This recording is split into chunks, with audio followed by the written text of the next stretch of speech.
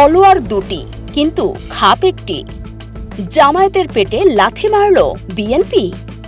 Akij group ও ইসলামী bank নিয়ে mega যুদ্ধ। লেবুর শরবতের পর দিল্লির মসনদের স্বপ্ন। গাজওয়াতুল হিন্দ ও ইসলামী এমিরেটস প্রতিষ্ঠায় জামায়াতের হাড়হিম করা কাহিনী। আদ্দিন হাসপাতাল থেকে ইসলামী ব্যাংক। কে এই রাশমিকা মান্দানা, আমির হামজা? শতবর্ষের প্ল্যান ফাঁস করলেন রনি। রাজনীতি, এখানে কেউ কারো চিরস্থায়ী বন্ধু নয়, কেউ কারো চিরস্থায়ী শত্রু নয়। এখানে কেবল একটি জিনিসই চিরস্থায়ী, আর তা হলো ক্ষমতা। আপনি হয়তো ভাবছেন জামায়াতে ইসলামী এবং বিএনপি তো ভাই ভাই, তাদের মধ্যে তো দারুণ দহরম মহরম। কিন্তু আপনার চোখের সামনে যে ঐক্যের নাটক মঞ্চস্থ হচ্ছে, পর্দার আড়ালের বাস্তব চিত্রটা তার চেয়েও ভয়ঙ্কর, তার চেয়েও শ্বাসরুদ্ধকর। সাবেক সংসদ সদস্য এবং তুখোড় রাজনৈতিক বিশ্লেষক গোলাম মাওলা রনি আজ এমন এক হাড়হিম করা সমীকরণ ফাঁস করে দিয়েছেন, যা শুনলে আপনার পায়ের তলার মাটি সরে যাবে। তিনি স্পষ্ট ভাষায় বলেছেন, জামায়াত এবং বিএনপির সেই ঐক্যের দিন শেষ। এই দুই দলের বর্তমান সম্পর্ক পরিণত হয়েছে সাপে নেউলে। কেন জানেন? কারণ তলোয়ার দুটি কিন্তু খাপ হলো একটি, সিংহাসন একটি, আর সেই সিংহাসনে তো দুজন বসতে পারবে না। কোথায় শুরু হলো এই সংঘাত? কেন আকিজ গ্রুপ এবং আদ্দিন হাসপাতালের ওপর নেমে এলো খাড়া? আর কেনই বা রনি বলছেন যে সংসদ সদস্য হওয়া বা বিরোধী দল হওয়া জামায়াতের লক্ষ্য নয়, তাদের আসল টার্গেট গাজওয়াতুল হিন্দ বা দিল্লির মসনদ? আসুন বাংলাদেশের রাজনীতির এই ভয়ঙ্কর মেগা থ্রিলারের নিখুঁত ময়নাতদন্ত করি। জামায়াতে ইসলামী বাংলাদেশের রাজনীতির সবচেয়ে কৌশলী একটি দল। 1971 সালে তারা প্রকাশ্যে যুদ্ধ করেছিল ঠিকই, কিন্তু 1947 থেকে শুরু করে আজ অবধি তাদের সমস্ত মাস্টার প্ল্যান, প্রতিবাদ আর যুদ্ধগুলো পরিচালিত হয়েছে চরম গোপনে, রাতের অন্ধকারে। তারা শরীরের চেয়ে মস্তিষ্ককে বেশি ব্যবহার করেছে। বিএনপির চেয়ারম্যান তারেক রহমানের সাথে জামায়াতের আমিরের ব্যক্তিগত পর্যায়ে হয়তো কৌশল বিনিময় চলছে, কিন্তু বাস্তব চিত্র হলো এই দুই দলের মধ্যে বিভেদ এখন চরম আকার ধারণ করেছে। আর এই সংঘাত কোনোদিন নিষ্পত্তি হওয়ার নয়। কিন্তু কেন হঠাৎ এই সংঘাত? রনি সাহেব অত্যন্ত সোজাসাপটা ভাষায় এর উত্তর দিয়েছেন। তিনি বলেছেন, সমস্যাটা তৈরি হয়েছে রিজিক নিয়ে। পেটে লাথি দেওয়া হয়েছে। গত 2 বছর ধরে জামায়াত অত্যন্ত সুকৌশলে মিলিটারি, জুডিশিয়ারি, সিভিল প্রশাসন, পুলিশ এবং ব্যাংক বিমায় নিজেদের যে আধিপত্য বিস্তার করেছিল, নতুন সরকারের এই 100 দিনে তার সবকিছু তছনছ করে দেওয়া হয়েছে। আওয়ামী লীগ যেভাবে জামায়াতের লোকজনকে জেলে ভরত, এবার সেটা না করে করা হয়েছে আরও ভয়ঙ্কর কাজ। প্রতিটি জায়গা থেকে জামায়াতকে উচ্ছেদ করা হয়েছে, তাদের রুটি রুজিতে হাত দেওয়া হয়েছে। আওয়ামী লীগ যেভাবে জামায়াতের আর্থিক প্রতিষ্ঠানগুলোকে টার্গেট করত, আজ ঠিক একই কায়দায় বিএনপিও তাদের আর্থিক প্রতিষ্ঠানগুলোকে টার্গেট করেছে। এই অর্থনৈতিক যুদ্ধের সবচেয়ে বড় শিকার কারা জানেন? রনি সাহেব নাম ধরে ফাঁস করেছেন সেই ভয়ঙ্কর তথ্য। দেশের শীর্ষস্থানীয় শিল্প প্রতিষ্ঠান আকিজ গ্রুপ এবং নাবিল গ্রুপ। রনি সাহেবের দাবি, এরা সবাই জামায়াতের কট্টর সমর্থক। এই আকিজ গ্রুপের মালিক পরিবারের সদস্য শেখ বশিরউদ্দিনকে যে বাণিজ্য উপদেষ্টা বানানো হয়েছে, রনি সাহেবের মতে এটি মূলত জামায়াতেরই এক বিরাট তদবির। জামায়াতকে যারা সবচেয়ে বড় অঙ্কের টাকা ডোনেট করে, আকিজ গ্রুপ তাদের অন্যতম। আর এই আকিজ গ্রুপের আদ্দিন হাসপাতালের যিনি মালিক, তিনি নাকি জামায়াতের প্রধানতম ডোনার। এবার শুনুন গল্পের সবচেয়ে বড় টুইস্ট। এই আদ্দিন হাসপাতালের ভেতরে থাকা মসজিদের খতিব কে ছিলেন জানেন?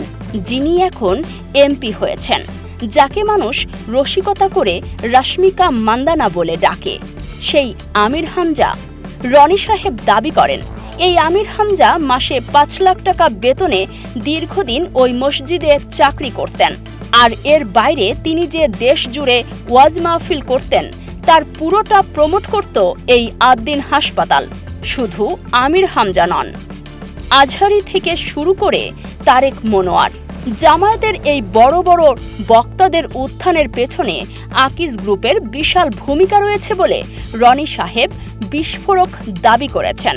আর এই কারণেই নতুন সরকার এসে সেই আদ্দিন হাসপাতালের লাইসেন্স স্থগিত করে দিয়েছে। জামায়াত কি বিরোধী দল বা এমপি হওয়ার জন্য রাজনীতি করে? গোলাম মাওলা রনি বলছেন, না। ৫ই আগস্ট শেখ হাসিনার পতনের পর জামায়াত আল্লাহর কাছে সবচেয়ে বেশি শুকরিয়া আদায় করেছে কোনো রাজনৈতিক বিজয়ের জন্য নয়, তাদের সবচেয়ে বড় প্রাপ্তি ছিল ইসলামী ব্যাংক ফিরে পাওয়া। শুধু ইসলামী ব্যাংক ফিরে পাওয়াই নয়, ওই ব্যাংকের কর্মকর্তাদের দিয়ে এস আলমের দখল করা বাকি ৫টি ব্যাংকও জামায়াত আবার নিজেদের কবজায় নিয়েছে। এটিই তাদের সবচেয়ে বড় বিজয়। রনি সাহেবের ভাষায়, পার্লামেন্টে গিয়ে ডক্টর শফিকুর রহমানের বক্তব্য দেওয়া বা ৭৮ জন এমপি নিয়ে বিরোধী দল হওয়া জামায়াতের লক্ষ্য নয়। এগুলো জাস্ট লেবুর শরবত। আপনি যখন কোনো বড় বাড়িতে দাওয়াত খেতে যান, তখন ঢোকার সাথে সাথেই আপনাকে একটু লেবুর শরবত দেওয়া হয়, কিন্তু আপনি কি সেই শরবত খেয়ে মূল খাবার বা মেন ডিশ ভুলে যান? বরং সেই শরবত আপনার ক্ষুধা আরও বাড়িয়ে দেয়। জামায়াত ক্ষমতার কাছাকাছি গিয়ে সেই স্বাদ পেয়ে গেছে। তারা বুঝতে পেরেছে বিরোধী দল হলেই যদি এত ক্ষমতা হয়, তবে প্রধানমন্ত্রী হলে না জানি কত ক্ষমতা। জামায়াতের সেই মেন ডিশ বা আসল টার্গেট কি? রনি সাহেব যে ভয়ঙ্কর ব্লুপ্রিন্টের কথা বলেছেন তা শুনলে আন্তর্জাতিক ভূ রাজনীতির বিশ্লেষকরাও শিউরে উঠবেন। জামায়াত বেসিক্যালি একটি ইসলামিক রেভলিউশন বা ইসলামী বিপ্লব ঘটাতে চায়। ১৯৫১ থেকে ৫২ সালে মিশরের সৈয়দ কুতুবের নির্দেশে মুসলিম ব্রাদারহুড যেভাবে সেনা অভ্যুত্থান ঘটিয়েছিল, কিংবা তুরস্কের একে পার্টি, হামাস, হিজবুল্লাহ, এদের সবার সাথে গ্লোবালি এক সুতোয় গাঁথা জামায়াতে ইসলামী। তারা সারা বিশ্বে একটি ইসলামী বিপ্লব ঘটাতে চায়। আর বাংলাদেশে তাদের লক্ষ্য হল আবু আলা মওদুদির মতাদর্শে একটি ইসলামী এমিরেটস প্রতিষ্ঠা করা। আর এই এমিরেটস প্রতিষ্ঠা করেই তারা থামবে না। তাদের চূড়ান্ত লক্ষ্য হল গাজওয়াতুল হিন্দ সফল করা। দিল্লির সিংহাসন দখল করে মুসলমানরা যেভাবে ৮০০ বছর ভারতবর্ষ শাসন করেছিল, ঠিক সেভাবেই আবার এই বিশাল উপমহাদেশ শাসন করা। রনি সাহেব স্পষ্ট বলেছেন, এই চিন্তা চেতনার বাস্তবায়নের জন্য হয়তো ১০০ বছর বা ২০০ বছর সময় লাগবে, কিন্তু জামায়াত ঠিক সেই লক্ষ্যেই ধীর পায়ে অত্যন্ত সুকৌশলে এগোচ্ছে। তলোয়ার দুটি, কিন্তু খাপ একটি। জামায়াত এবং বিএনপির এই সম্পর্ক ছিল স্রেফ সময়ের প্রয়োজনে। যখন ক্ষুধা ছিল, যখন আওয়ামী লীগের মতো এক বিশাল দানব সামনে ছিল, তখন তারা এক হয়েছিল। কিন্তু আজ ক্ষুধা মিটেছে, প্রয়োজন ফুরিয়েছে, আর তাই তারা ফিরে এসেছে নিজেদের স্বাভাবিক সংঘাতময় রূপে। গোলাম মাওলা রনির এই চাঞ্চল্যকর বিশ্লেষণ আজ বাংলাদেশের রাজনীতিতে এক মেগাটন বোমার বিস্ফোরণ ঘটিয়েছে। সামনে কি হতে যাচ্ছে? রিজিকের এই যুদ্ধে কে জিতবে? বিএনপি কি পারবে জামায়াতের এই শতবর্ষের মেগা ব্লুপ্রিন্ট ঠেকাতে, নাকি লেবুর শরবতের পর এবার আসল ক্ষমতার মসনদ দখল করতে চরম আঘাত হানবে জামায়াতে ইসলামী? উত্তরের অপেক্ষায় আজ পুরো বাংলাদেশ।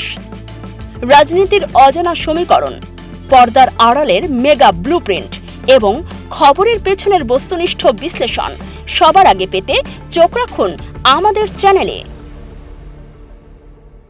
এতক্ষণ দেখছিলেন ইকো অফ বাংলাদেশ। প্রতিদিনের এমন নিউজ আপডেট পেতে সাবস্ক্রাইব করুন আমাদের চ্যানেল, সেই সাথে অন করে রাখুন বেল আইকন।